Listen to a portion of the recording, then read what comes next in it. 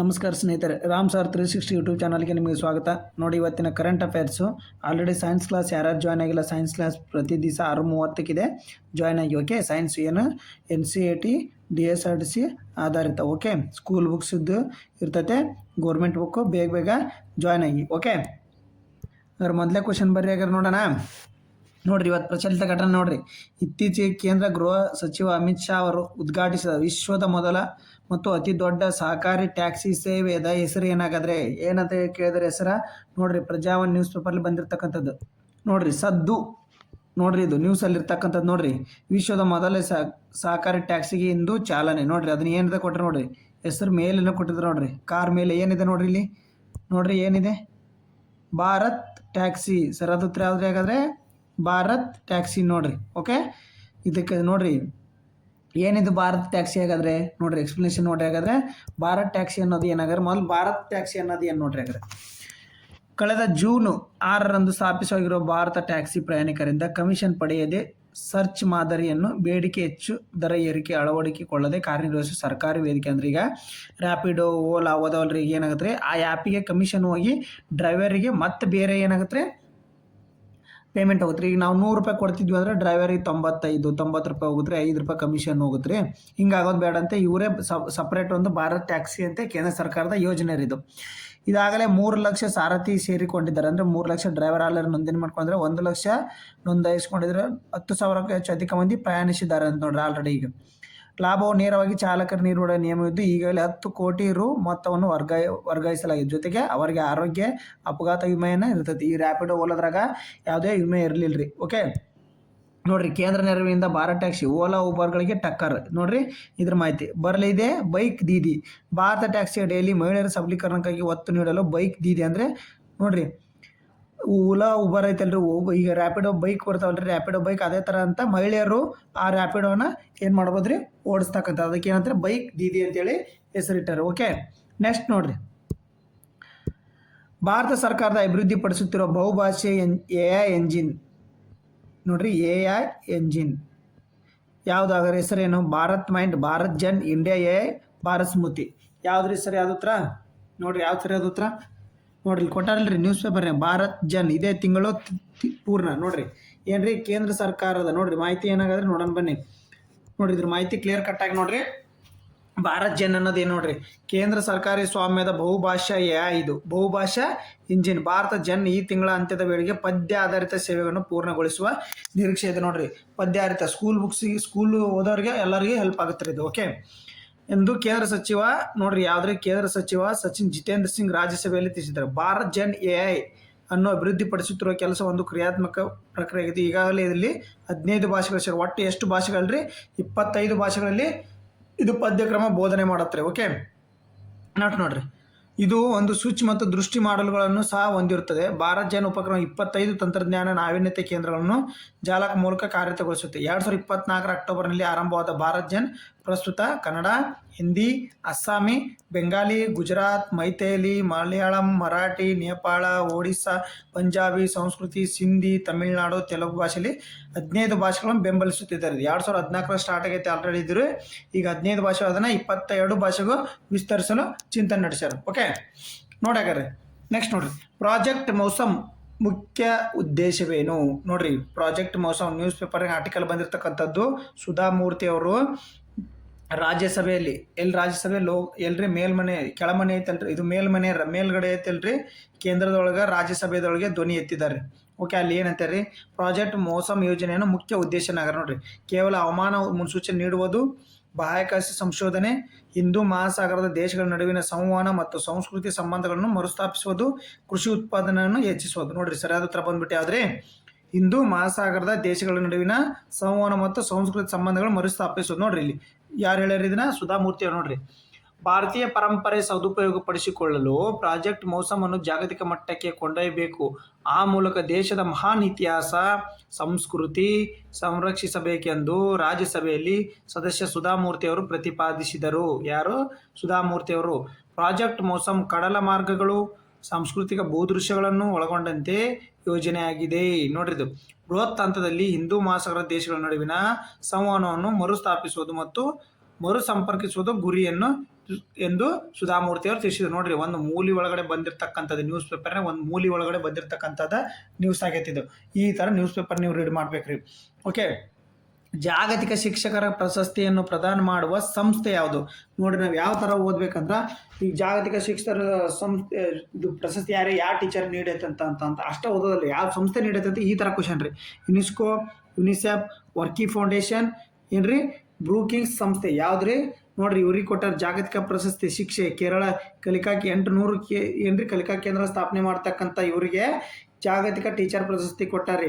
ಯಾವ ಸಂಸ್ಥೆ? ವರ್ಕಿ ಫೌಂಡೇಶನ್. ನೋಡ್ರಿ, ಸರಿಯಾದ ಹತ್ರ ಬಂದ್ಬಿಟ್ಟು ವರ್ಕಿ ಫೌಂಡೇಶನ್. ನೋಡ್ರಿ ಯಾರು ಕೊಟ್ರ ಫಸ್ಟ್, ಆಮೇಲೆ ನ್ಯೂಸ್ ಪೇಪರ್ ನೋಡಿ. ವ್ಯಕ್ತಿ ಯಾರ್ರಿ? ರೂಬಲ್ ನಾಗಿ. ಅವ್ರ ಹೆಸರೇನ್ರಿ? ರೂಬಲ್ ನಾಗಿ. ಸಾಧನೆ ಏನ್ರಿ ಹಾಗಾದ್ರೆ? 800 ಕಲಿಕಾ ಕೇಂದ್ರ ಸ್ಥಾಪನೆ ಮತ್ತು ರೂಬಲ್ ನಾಗಿ ಆರ್ಟ್ ಫೌಂಡೇಶನ್ ಮೂಲಕ ಕೊಳಗೇರಿ ಅಭಿವೃದ್ಧಿ, ಕೊಳಗೇರಿ ಅಂದರೆ ಸ್ಲಮ್ಗಳನ್ನು ಅಭಿವೃದ್ಧಿ ಮಾಡಿರ್ತಕ್ಕಂಥದ್ರಿ.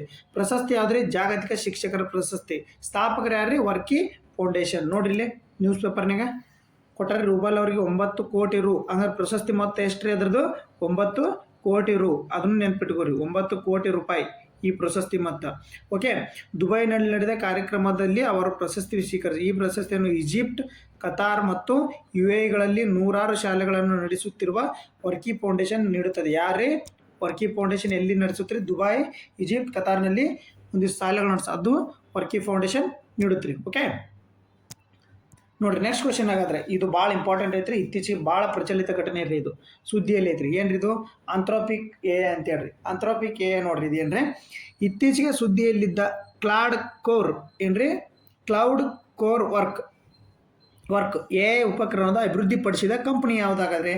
Open AI, Google, Anthropics, Microsoft. ಯಾವ್ದ್ರಿ ಹಾಗಾದ್ರೆ? ಸರಿಯಾದ ಹತ್ರ ಆಂಥ್ರೋಪಿಕ್. ನೋಡ್ರಿ, ಸರಿಯಾದ ಹತ್ರ ನೋಡ್ರಿ. ಓಪನ್ AI ಎಲ್ಲ ನಿಮ್ಗೆ ಗೊತ್ತೈತಿ, ಗೂಗಲ್ದು ಎಲ್ಲನೂ. ಓಕೆ, ChatGPT ಗೂಗಲ್ದು, ಮೈಕ್ರೋಸಾಫ್ಟದ್ದು ಯಾವುದು? ಜೆಮಿನಿ. ಗೂಗಲ್ದು ಜೆಮಿನಿ ರೀ, ChatGPT ಬಂದ್ಬಿಟ್ಟು ಮೈಕ್ರೋಸಾಫ್ಟು. Okay, ChatGPT ಮೈಕ್ರೋಸಾಫ್ಟದ್ದು. ಗೂಗಲ್ದು ಯಾವುದ್ರಿ? ಇದು ಗೂಗಲ್ದು ಜೆಮಿನಿ. ಓಕೆ, ನೋಡ್ರಿ ಹಾಗಾದ್ರೆ ನೋಡ್ರಿ ಆಂಥ್ರೋಪಿಕ್ಸ್ ಇದು ಏನಿದು ಟೋಲ್ ವೀತಿ. ನೋಡ್ರಿ, ಹೆಚ್ಚುತ್ತಿರುವ ಆರ್ಟಿಫಿಷಿಯಲ್ ಇಂಟೆಲಿಜೆನ್ಸ್ AI ಕೃತಕ ಬುದ್ಧಿಮತ್ತೆ ಬಳಕೆಯಿಂದ IT ಉದ್ಯೋಗಿ ಕೆಲಸ ಕಳೆದುಕೊಳ್ಳುವ ಆತಂಕದಲ್ಲಿರುವ ಹೊತ್ತಿನಲ್ಲಿ ಭಾರತ ಸೇರಿದಂತೆ ಜಾಗತಿಕ IT ಕ್ಷೇತ್ರಕ್ಕೆ ಅಮೆರಿಕದ ಆಂಥ್ರೋಪಿಕ್ಸ್ ಅಭಿವೃದ್ಧಿಪಡಿಸುತ್ತಿರುವ AI ಟೂಲ್ ಒಂದು ಭಾರಿ ಶಾಕ್ ನೀಡಿದೆ. ಅಂದರೆ ಏನು ನೋಡ್ರಿ, ಕಾರಣ ಇದು IT ವಲಯದಲ್ಲಿ ಕಂಪನಿಗಳು ನೀಡುವ ಸೇವೆಯನ್ನು ತಾನೇ ಮಾಡುವ ಸಾಮರ್ಥ್ಯವನ್ನು ಹೊಂದಿದೆ ಅಂತ ನೋಡ್ರಿ. ಜೊತೆಗೆ ಈ ಸೇವೆ ಸರಳ, ತ್ವರಿತ ಮತ್ತು ಅಗ್ಗವಾಗಿದ್ದು IT ಉದ್ಯೋಗಿ ದೊಡ್ಡ ಪಾಲನ್ನು ಕಸುವ ಭೀತಿಯನ್ನು ಹೊಂದಿದೆ. ನೋಡ್ರಿ, IT ಕಂಪ್ನಿಯಲ್ಲಿ ಅವ್ರು ಏನು ಮಾಡ್ತಾರೆ? ಒಂದಿಷ್ಟು ಫೈಲ್ಗಳನ್ನು ಲೆಕ್ಕ ಮಾಡ್ತಕ್ಕಂಥದ್ದು, ಅಕೌಂಟಿವಿಟಿ ಅವನ್ನೆಲ್ಲ ಮಾಡ್ತಕ್ಕಂಥದ್ದು ಮಾಡಿದ್ರು. ಅದನ್ನು ಇದು ತಾನಾಗೆ ಮಾಡುತ್ತೆ ಮತ್ತು ಅಗ್ಗವಾಗಿ ಮಾಡುತ್ತೆ ಮತ್ತು ಸ್ಪೀಡಾಗಿ ಮಾಡುತ್ತೆ ಅಂತೇಳಿ ಹೇಳ್ತಾ ಇದ್ದಾರೆ. ಅದಕ್ಕೋಸ್ಕರ ಏನಿದು ಟೂಲ್ ಭೀತಿ? ನೋಡ್ರಿ, ಅಮೆರಿಕದ ಆಂಥ್ರೋಪಿಕ್ಸ್ ಕಂಪನಿ ಕ್ಲೌಡ್ ಕೋವರ್ಕ್ ಎಂಬ ಹೊಸ ಟೂಲ್ ಜೊತೆ 11 ಪ್ಲಗ್-ಇನ್ಗಳ ಬಿಡುಗಡೆ ಮಾಡಿದೆ. ಇದು ದೈನಂದಿನ ಉದ್ಯಮ ವ್ಯವಹಾರಗಳನ್ನು ಸ್ವಯಂಚಾಲಿತವಾಗಿ ಮಾಡುತ್ತಂತ ನೋಡ್ರಿ, ದೈನಂದಿನದ. ಓಕೆ, ವರದಿಗಳ ಸೃಷ್ಟಿ, ಫೈಲ್ಗಳ ವಿಂಗಡಣೆಯಂತೆ ಕಂಪ್ಯೂಟರ್ ಆಧಾರಿತ ಕೆಲಸವನ್ನು ವಿವರವಾದ ಸೂಚನೆ ಕೊಡದಿದ್ದರೂ ತಾನೇ ಮಾಡ್ತೀವಿ. ಈಗೆಲ್ಲ ಏದಲ್ರಿ, ಅದಕ್ಕೆ ಸೂಚನೆ ಕೊಡ್ಬೇಕ್ರಿ, ಪ್ರಾಂಪ್ಟ್ ಹಾಕ್ಬೇಕು. ಇದಕ್ಕೆ ಆ ಥರ ಅಲ್ರಿ. ಕೋಡಿಂಗ್ ಅನುಭವ ಇಲ್ಲದವರು ಸಂಕೀರ್ಣ ಕೆಲಸಗಳನ್ನು ಸಾಫ್ಟ್ವೇರ್ ಇಂಜಿನಿಯರ್ ರೀತಿಯಲ್ಲಿ ಲೀಲಾಜಾಲವಾಗಿ ಮಾಡ್ಬೋದು ನೋಡ್ರಿ. ಯಾವುದೇ ಕೋಡಿಂಗ್ ಜ್ಞಾನ ಇರಲಿಕ್ಕೂ ನಿಮಗೆ ಅದನ್ನು ಕೆಲಸ ಮಾಡಿ ಮುಗಿಸ್ಬೋದು ಅಂತ ನೋಡ್ರಿ. ಓಕೆ, ನೆಕ್ಸ್ಟ್ ಕ್ವಶನ್ ಬರ್ರಿ ಹಾಗಾದ್ರೆ. EDAR ಎಂದರೇನು? EDAR ಎಂದರೇನು? EDR ಅಲ್ರಿ, EDAR ಇದು. Okay, option A electronic digital accident report, electronics detailed accident report, emergency details accident report, electron driving accident report. ಯಾವ್ದು ನೋಡ್ರಿ ಸರಿಯಾದ ಉತ್ತರ ಇದಕ್ಕೆ? ನೋಡಿರಿ, ಸರಿಯಾದ ಉತ್ತರ ಬಂದ್ಬಿಟ್ಟು ಇದಕ್ಕೆ electron detailed accident report. Option B is the right answer. ನೋಡ್ರಿ, ಇದನ್ನ ಉತ್ತರ ನೆನ್ಪಿಟ್ಟವ್ರಿ, electronics detailed accident report. Okay, ನೋಡ್ರಿ ಇದು ಏನಾಗದ್ರಿ ನೋಡೋಣ ಬನ್ನಿ. ಫಸ್ಟ್ ಏನು ನೋಡ್ರಿ, ರಸ್ತೆ ಅಪಘಾತ ಸಮಯದಲ್ಲಿ ಕಾನೂನು ಮತ್ತು ವಿಮಾ ಪರಿಹಾರ ಪ್ರಕ್ರಿಯೆ ಮೇಲೆ ಹೆಚ್ಚಿನ ಗಮನ ನೀಡುವುದಕ್ಕಾಗಿ ಮತ್ತು ಪ್ರಕ್ರಿಯೆ ವೇಗ ನೀಡುವುದಕ್ಕಾಗಿ EDAR ವ್ಯವಸ್ಥೆ ಮೊಬೈಲ್ ಆ್ಯಪ್ ಮತ್ತು ವೆಬ್ ಪೋರ್ಟಲ್ ಇದು. ಅರಮನೆ ಮೈದಾನದಲ್ಲಿ ರಾಯಲ್ ಸೆನೆಟ್ನಲ್ಲಿ ಪೊಲೀಸ್ ಸಾರಿಗೆ ಇಲಾಖೆ ಸಹಯೋಗದಲ್ಲಿ, ಯಾವ ಸಹಯೋಗ ರೀ? ಪೊಲೀಸ್ ಮತ್ತು ಸಾರಿಗೆ ಇಲಾಖೆ ಎರಡು ಸಂಯೋಗದಲ್ಲಿ, ಪೊಲೀಸ್ ಮತ್ತು ಸಾರಿಗೆ ಇಲಾಖೆ ಸಂಯೋಗದಲ್ಲಿ. ಓಕೆ, 2020 ಸಮಯದಲ್ಲಿ ರಾಷ್ಟ್ರೀಯ ರಸ್ತೆ ಸುರಕ್ಷಣಾ ಮಾಸಾಚರಣೆ ಅಂದರೆ ತಿಂಗಳಿಗೆ ಒಂದು ಮಾಡ್ತಕ್ಕಂಥದ್ದು ಹೇಳ್ರಿ ಅರಮನೆ ಮಂದಿ. EDAR electron detailed accident report ಎನ್ನುವುದು ಕೇಂದ್ರ ಸರ್ಕಾರ ರಸ್ತೆ ಸಾರಿಗೆ ಮತ್ತು ಹೆದ್ದಾರಿ ಸಚಿವಾಲಯ ಆರಂಭಿಸಿರುವ ಕೇಂದ್ರೀಕೃತ ಡಿಜಿಟಲ್ ವ್ಯವಸ್ಥೆ ಇದೆ.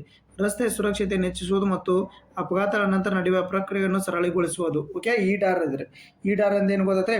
ಈ ವ್ಯವಸ್ಥೆ 36 ರಾಜ್ಯಗಳು ಮತ್ತು ಕೇಂದ್ರಾಡಳಿತ ಪ್ರದೇಶಗಳಿಗೆ ಜಾರಿ ತರಲಾಗಿದೆ. ಓಕೆ, ಹಂಗಾರೆ ಇದರದ್ದು ಈ ಡಾರ್ನ ವೈಶಿಷ್ಟ್ಯತೆಗಳು ಏನು ನೋಡ್ರಿ. ಹಾಗಾದ್ರೆ ತಕ್ಷಣ ಮಾಹಿತಿ ಸಂಗ್ರಹ, ಇಲಾಖೆ ನಡುವಿನ ಸಂವಹನ, ಯಾವ ಇಲಾಖೆ? ಪೊಲೀಸು, ಸಾರಿಗೆ ಇಲಾಖೆ, ಆರೋಗ್ಯ ಇಲಾಖೆ, ಹೆದ್ದಾರಿ ಇಲಾಖೆ ಅವ್ರ ನಡುವೆ ಸಂವಹನ ನಡೆಸುತ್ತೆ. ಓಕೆ, ಶೀಘ್ರ ವಿಮಾ ಪರಿಹಾರ, ವಿಮಾ ಕಂಪನಿಗಳಿಗೆ ಮೋಟಾರ್ ಅಪಘಾತ ಮತ್ತು ಪರಿಹಾರ ನ್ಯಾಯ ಮಾಡಿದ ತಕ್ಷಣ ಮಾಹಿತಿ ಲಭ್ಯ ಇರುವಂತೆ ಅಪಘಾತ ಪೀಡಿತರಿಗೆ ವಿಮೆಯನ್ನು ಕೊಡ್ತಕ್ಕಂಥದ್ದು. ಮಾಹಿತಿ ಆಧಾರದಲ್ಲಿ ರಸ್ತೆ ಸುರಕ್ಷತೆ. ಓಕೆ, ಸಂಗ್ರಹಿಸಿದ ಮಾಹಿತಿ ವಿಶ್ಲೇಷಣೆ, ಆಘಾತ ಹೆಚ್ಚು ಸಂಭವಿಸುವ ಸ್ಥಳಗಳನ್ನು ಗುರುತಿಸಿ ರಸ್ತೆ ವಿನ್ಯಾಸವನ್ನು ಕ್ರಮ ಕೈಗೊಳ್ಳುತ್ತದೆ. ಇದು ಈ ಡಾರ್ನ ವ್ಯವಸ್ಥೆ ಆಗಿರುತ್ತೆ. ಹಾಗಾದ್ರೆ ನೆಕ್ಸ್ಟ್ ಕ್ವಶನ್ ನೋಡ್ರಿ.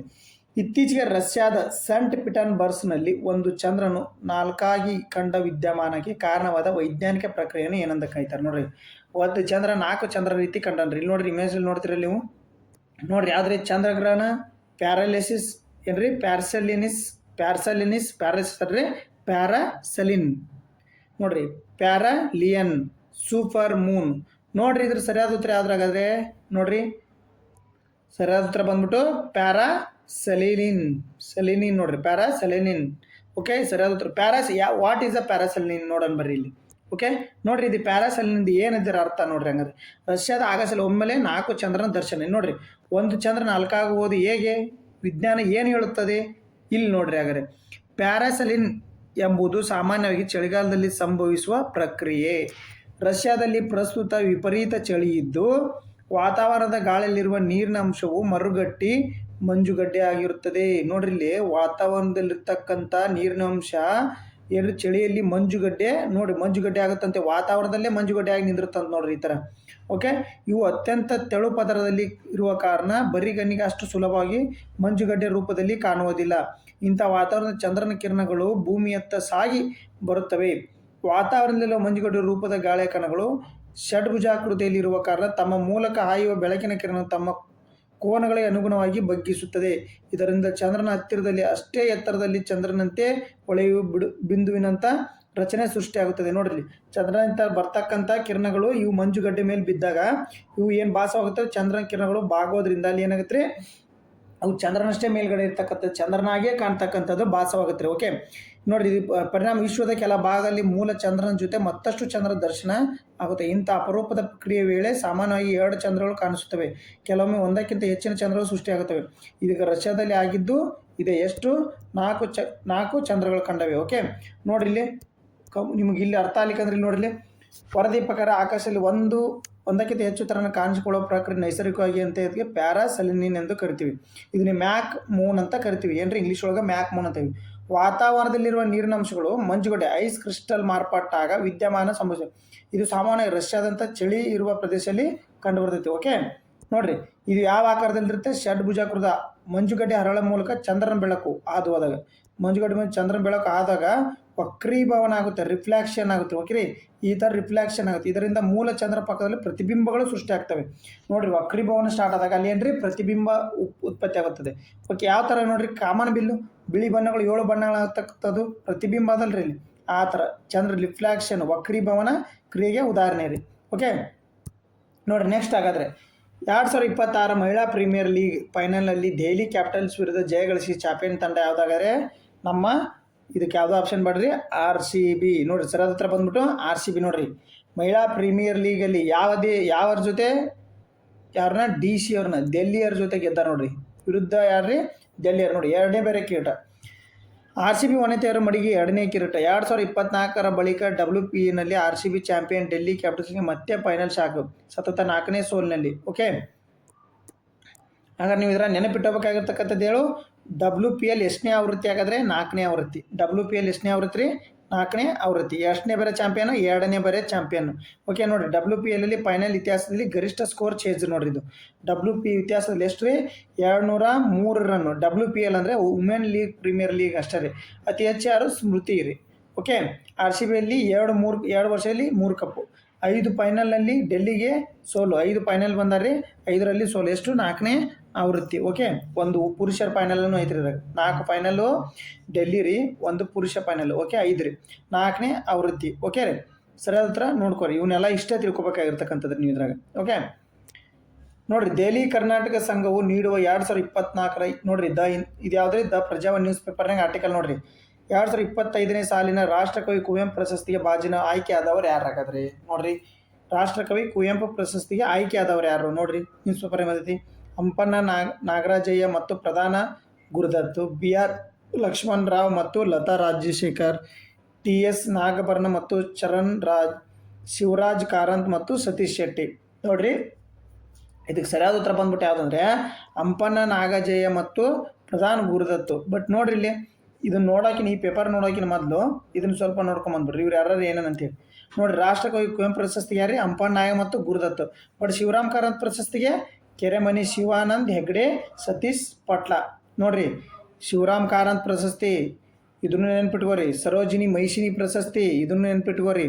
BR ಲಕ್ಷ್ಮಣ್ ರಾವ್ ಮತ್ತು ಲತಾ ರಾಜಶೇಖರ್. ಓಕೆ. ಕನ್ನಡ ಭಾರತಿ ರಂಗ ಪ್ರಶಸ್ತಿ ಯಾರ್ರಿ TS ನಾಗಭರನ್, ಚರಣ್. ನೀವು ಕರ್ನಾಟಕ KE ಎಕ್ಸಾಮ್ಗೆ ಓದಕತ್ತೀರ ಅಂದ್ರೆ ಇವು ಇಂಪಾರ್ಟೆಂಟ್ ಇವು ಪ್ರಶಸ್ತಿಗಳು. ಓಕೆ, ಇವನ್ನ ಸ್ವಲ್ಪ ನೋಡ್ಕೊಳ್ಳಿ. ಓಕೆ, ಗೊತ್ತಾತಲ್ಲ. ಇದು ನೋಡ್ಕೊ ರಾಷ್ಟ್ರಕವಿ ಪ್ರಶಸ್ತಿ ಹೇಳಿದ್ದೀನಿ ನೋಡ್ರಿ 2024-25ನೇ ಸಾಲಿಂದು. ಓಕೆ, ನೋಡ್ಕೊಡ್ರಿ ಸ್ವಲ್ಪ. ನೋಡಿರಿ ಶಿವರಾಮ್ ಕೃಷ್ಣ ಪ್ರಶಸ್ತಿಗೆ TS ನಾಗಭೂಷಣ್ ಇದು ಈ ಪೇಪರ್ದಾಗ ಎಲ್ಲ ಐತೆ. ನಾನು ಟೇಬಲ್ ಮೂಲಕ ಕೊಟ್ಟಿನಿ, ಟೇಬಲ್ ಮೂಲಕ ನೋಡ್ಕೊಂಬಿಡ್ರಿ. ಅಂದ್ರೆ ನಿಮ್ಗೆ ಈಸಿ ಆಗಿಬಿಡುತ್ತೆ. ಒಂದು ಸ್ಕ್ರೀನ್ಶಾಟ್ ತೊಗೊಂಬಿಡ್ರಿ, ಒಮ್ಮಲ್ಲಿ ಈಸಿ ಸಿಕ್ಬಿಡುತ್ತೆ. ನಿಮ್ಮ ಪೇಪರ್ನಾಗ ಐತಿ, ಆದ್ರೆ ನಾನು ಟೇಬಲ್ ಮಾಡಿದ್ದೀನಿ. ಓಕೆ, ನೆಕ್ಸ್ಟ್ ಹೋಗೋಣಾಗದೆ JK ಟುಡೇ ಕ್ವಶನ್ ಬರ್ರಿ. ನಲ್ಸ್ ರೋವರ್ ಪಕ್ಷಿಧಾಮ ಯಾವ ರಾಜ್ಯದಲ್ಲಿದೆ? ನಲ್ಸ್ ರೋವರ್ ಪಕ್ಷಿಧಾಮ ಯಾವ ರಾಜ್ಯದಲ್ಲಿದೆ? ಗುಜರಾತ್, ಕರ್ನಾಟಕ, ಕೇರಳ, ಮಧ್ಯಪ್ರದೇಶ. ಯಾವ್ದು ನೋಡ್ರಿ ಸರ್?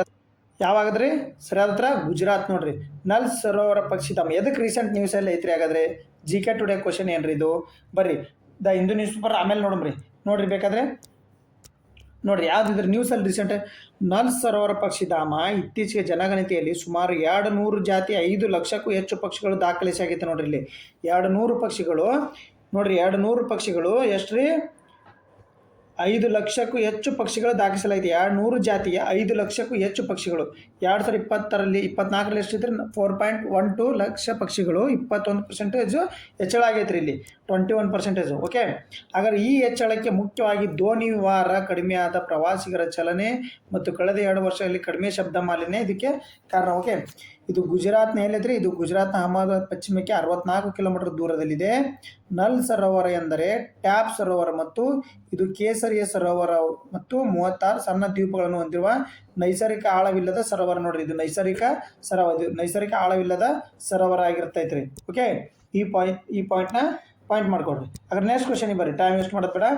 ಇತ್ತೀಚೆಗೆ ಸುದ್ದಿಯಲ್ಲಿ ಕಾಣಿಸಿಕೊಂಡ ಎಲ್ ಚಿಚೋನ್ ಜ್ವಾಲಾಮುಖಿ ಯಾವ ದೇಶದಲ್ಲಿದೆ? Mexico, Egypt, Chile, Japan. ಸರಿಯಾದ ಉತ್ತರ ಯಾವ್ದ್ರಿ? ಹಾಗಾದ್ರೆ ನೋಡ್ರಿ ಇದಕ್ಕೆ ವಿವರಣೆ ನೋಡೋದಾದ್ರೆ ಚಿಚೋನ್ ಜ್ವಾಲಾಮುಖಿ ಯಾವ ದೇಶದಲ್ಲಿದೆ ಅಂತ ನಿಮಗೆ ಬೇರೆ ಬೇಕಾದ್ರೆ ಚಿಚೋನ್ ಎಂದು ಕರೆಯಲ್ಪಡುವ ಎಲ್ ಚಿಚೋನ್ ಮೆಕ್ಸಿಕೋದ ಉತ್ತರ ಮಧ್ಯ ಅದ. ನೋಡ್ರಿ ಎಲ್ಲಿ ಬರ್ತೈತ್ರಿ? ಮೆಕ್ಸಿಕೋದ ಉತ್ತರ ಮಧ್ಯದಲ್ಲಿ ಕಂಡು ಬರ್ತೈತೆ. ನೋಡ್ರಿ ಇದು ಮೆಕ್ಸಿಕೋದಲ್ಲಿ. ಇದು ಚಿಯಾಪಸನ್ ಅರಣ್ಯ ಪ್ರದೇಶದಲ್ಲಿ ನೆಲೆಗೊಂಡಿರುವ ಸ್ಟ್ರಾಟೋ ವೋಲ್ಕಾನ್ ಆಗಿದೆ. ನೋಡ್ರಿ ಇದು ಎಲ್ರಿ? ಚಿಯಾಪಾಸನ್ ಎಲ್ರಿ? ಮೆಕ್ಸಿಕೋದಾಗ. ಓಕೆ, ಇದ್ರ ಉದ್ದ ಎಷ್ಟು ಗೊತ್ತ್ರಿ? ಇದು 150 ಕಿಲೋಮೀಟರ್ ಉದ್ದದ ಚಿಯಾಪಕೆನೆನ್ ಜ್ವಾಲಾಮುಖಿ ಆರ್ಕ್ನಲ್ಲಿರುವ ಅತ್ಯಂತ ಕಿರಿಯ ಜ್ವಾಲಾಮುಖಿ. ನೋಡ್ರಿ ಚಿಯಾಪಕೆನಲ್ಲಿರುವಂಥ ಅತ್ಯಂತ ಕಿರಿಯ ಜ್ವಾಲಾಮುಖಿ ಇದು ಮೆಕ್ಸಿಕೋದೊಳಗಡೆ ಕಿರಿಯ ಜ್ವಾಲಾಮುಖಿ. ಇದು ಎದಕ್ಕೆ ನ್ಯೂಸಲ್ಲಿ ಐತೆ ಅಂದರೆ ಇತ್ತೀಚೆಗೆ ಎದಕ್ಕೆ ನ್ಯೂಸಲ್ಲಿ ಐತೆ ಅಂದರೆ ಇದು ಎಲ್ ಚಿಚೋನ್ ಮೆಕ್ಸಿಕೋದ ಅತ್ಯಂತ ಸಕ್ರಿಯ ಜ್ವಾಲಾಮುಖಿ. ಒಂದೇದ್ರಿ ಇದು ಅತ್ಯಂತ ಸಕ್ರಿಯ ಜ್ವಾಲಾಮುಖಿ. ಇದು ಯಾವುದು? ಮೆಕ್ಸಿಕೋದು ಅತ್ಯಂತ ಸಕ್ರಿಯ ಜ್ವಾಲಾಮುಖಿ. ಮತ್ತು ಇದು 8,000 ವರ್ಷಗಳಲ್ಲಿ 12 ಬಾರಿ ಸ್ಫೋಟಗೊಂಡೈತೆ ಅಂತ ನೋಡ್ರಿ. 12 ಬಾರಿ ಇತ್ತೀಚೆಗೆ ಅಂದರೆ ಸ್ಫೋಟಗೊಂಡೈತೆ. ಅದಕ್ಕೋಸ್ಕರ ನ್ಯೂಸಲ್ಲಿ ಐತೆ. ಯಾವುದು? ಚಿಚೋನ್ ಜ್ವಾಲಾಮುಖಿ ಎಲ್ಲಿ ಬರ್ತೈತಿ? ಮೆಕ್ಸಿಕೋದಾಗ. ನಾನು ಪ್ಯೂಗೋ ಜ್ವಾಲಾಮುಖಿ ಅಂತ ಹೇಳಿದೆ. ಪ್ಯೂಗೋ ಜ್ವಾಲಾಮುಖಿ ಎಲ್ಲಿ ಬರ್ತೈತೆ ಅಂತ ಕಮೆಂಟ್ ಮಾಡಿರಿ. ಪ್ಯೂಗೋ ಜ್ವಾಲಾಮುಖಿ ನಾನು ಹಿಂದಿನ ಕರೆಂಟ್ ಅಫೇರ್ಸಾಗಿ ಹೇಳಿದ್ದೀನಿ. ಪ್ಯೂಗೋ ಜ್ವಾಲಾಮುಖಿ ಎಲ್ಲಿ ಬರ್ತೈತಿ ಕಮೆಂಟ್ ಮಾಡಿರಿ. ಓಕೆ, ನೋಡ್ರಿ ಇನ್ನೊಂದು ನಾನು ನಿಮಗೆ ಮಾಹಿತಿ ಹೇಳ್ಬೇಕಂತಾಗಿದ್ದು. ನೋಡ್ರಿ ಇಲ್ಲೇ ಮಾಹಿತಿ ಒಂದು ಹೇಳ್ಬೇಕಾಗಿತ್ತು. ಅಕ್ಕಿಪಿಕ್ಕಿ ಜನಾಂಗದ ಬಗ್ಗೆ ಇತ್ತೀಚೆಗೆ ಮಾಹಿತಿ ಏನ್ರಿ ಕ್ವಶನ್ ಬಂದೈತೆ. ಅಕ್ಕಿಪಿಕ್ಕಿ ಜನಾಂಗದ ಸ್ವಲ್ಪ ನೋಡ್ಕೊಂಡ್ಬಿಡ್ರಿ. ಯಾಕಂದ್ರೆ ರೀಸೆಂಟ್ ನ್ಯೂಸಲ್ಲಿ ಐತೆ ಅಕ್ಕಿಪಿಕ್ಕಿ ಜನಾಂಗ. ಅದ್ರ ಮಾಹಿತಿ ಹೇಳ್ತೀನಿ, ಸ್ವಲ್ಪ ನೋಡ್ಕೊಂಡು ಹೋಗೋಣ. ನೋಡ್ರಿ ಅಕ್ಕಿಪಿಕ್ಕಿ ಕರ್ನಾಟಕದ ಅಕ್ಕಿಪಿಕ್ಕಿ ಬುಡಕಟ್ಟು ಸಮುದಾಯವು 8 ನೋಡ್ರಿ ಸದಸ್ಯರು ಗಿಡಮೂಲಿಕೆ ಉತ್ಪನ್ನಗಳನ್ನು ಮಾರಾಟ ಮಾಡುವಾಗ ಪ್ರಯಾಣದ ಸಮಯದಲ್ಲಿ ವೀಸಾ ಅವಧಿ ಮುಗಿದ ನಂತರ ಮಧ್ಯ ಆಫ್ರಿಕಾದಲ್ಲಿ ಸಿಲುಕೊಂಡಿದ್ರು. ಅದಕ್ಕೋಸ್ಕರ ಅಕ್ಕಿಪಿಕ್ಕಿ ಜನಾಂಗ ಏನ್ರಿ ನ್ಯೂಸಲ್ಲಿ ಐತೆ. ಅದಕ್ಕೋಸ್ಕರ ನಾನು ನಿಮ್ಗೆ ಏನಿದನ್ನ ನ್ಯೂಸ್ನ ಸ್ವಲ್ಪ ಹೇಳ್ತಿದ್ದೀನಿ. ಅಕ್ಕಿ ಪಿಕ್ಕಿ ಎಲ್ಲಿ ಬರ್ತೈತ್ರಿ? ಕರ್ನಾಟಕದ ಪ್ರಮುಖ ಬುಡಕಟ್ಟು ಸಮುದಾಯ ಇದು. 2011 ಜನಗಣತಿಯಲ್ಲಿ ಎಷ್ಟಿದ್ರು ಇವರು? 11,892 ಜನಸಂಖ್ಯೆ ಹೊಂದಿದ್ದಾರೆ. ಓಕೆ, ಇದು ಅವರ ಸಾಂಪ್ರದಾಯಿಕ. ನೋಡ್ರಿ ಅಕ್ಕಿ ಅಂದ್ರೆ ಏನ್ರಿ? ನೋಡ್ರಿ ಕನ್ನಡದಲ್ಲಿ ಅಕ್ಕಿ ಅಂದರೆ ಪಕ್ಷಿ ರೀ, ಪಿಕ್ಕಿ ಅಂದರೆ ಹಿಡಿಯುವುದು, ಅಕ್ಕಿ ಹಿಡಿಯುವುದು ಅವ್ರ ಸಾಂಪ್ರದಾಯಿಕ ವೃತ್ತಿ. ಓಕೆ, ಅವರು ರಾಣಾ ಪ್ರತಾಪ್ ಸಿಂಗ್ ಅವರ ವಂಶಸ್ಥರು. ಯಾರ್ರಿ? ಗುಜರಾತ್ನ ರಾಣಾ ಪ್ರತಾಪ್ ಸಿಂಗ್ ಅದಲ್ರಿ, ಅವ್ರ ವಂಶಸ್ಥರು ಇವರು. ಮತ್ತು ಮೊಘಲ ಸಂಘರ್ಷಗಳ ನಂತರ ದಕ್ಷಿಣಕ್ಕೆ ವಲಸೆ ಬಂದ್ರು. ಯಾರು ಮೊಘಲರು ಯಾವಾಗ ಇವ್ರ ಮೇಲೆ ಯಾರ್ರಿ? ರಾಣಾ ಪ್ರತಾಪ್ ಸಿಂಗ್ ಗುಜರಾತ್ ಅದನ್ರಿ, ಅವನ ಮ್ಯಾಗ ದಾಳಿ ಮಾಡಿದಾಗ ಇವ್ರು ಏನು ಮಾಡಿದ್ರಿ? ದಕ್ಷಿಣಕ್ಕೆ ವಲಸೆ ಬಂದಿರ್ತಾರೆ. ಕ್ಷತ್ರಿಯ ಅಥವಾ ಯೋಧ ಮೂಲದವರು ಹೊಂದಿರು ಎಂದು ಅವರು ನಂಬುತ್ತಾರೆ. ಅವರಲ್ಲಿ ಭಾರತೀಯ ಅಧಿಕೃತವಾಗಿ ಪರಿಶಿಷ್ಟ ಪಂಗಡ ಮತ್ತು ಪರಿಶಿಷ್ಟ ಪಂಗಡದಲ್ಲಿ ಅವ್ರನ್ನ ಗುರುತಿಸಲಾಗಿದೆ. ಇನ್ನೊಂದು ಸ್ವಲ್ಪ ನೋಡ್ಕೊಂಬಿಡ್ರಿ ಅಕ್ಕಿ ಪಿಕ್ಕಿ ಜನಾಂಗ, ಯಾಕಂದ್ರೆ ನಮ್ಮ ಕರ್ನಾಟಕ ಕ್ವಶನ್ ಪೇಪರಲ್ಲಿ ಭಾಳ ಇಂಪಾರ್ಟೆಂಟ್ ರೀ. ಅಕ್ಕಿ ಪಿಕ್ಕಿ ಸಮುದಾಯವು ಕರ್ನಾಟಕದ ಪ್ರಮುಖ ಅರೆ ಅಲಿಮಾರಿ ಪರಿಶಿಷ್ಟ ಪಂಗಡವಾಗಿದ್ದು ಮೂಲತಃ ಗುಜರಾತ್, ರಾಜಸ್ಥಾನದಿಂದ ವಲಸೆ ಬಂದವರು.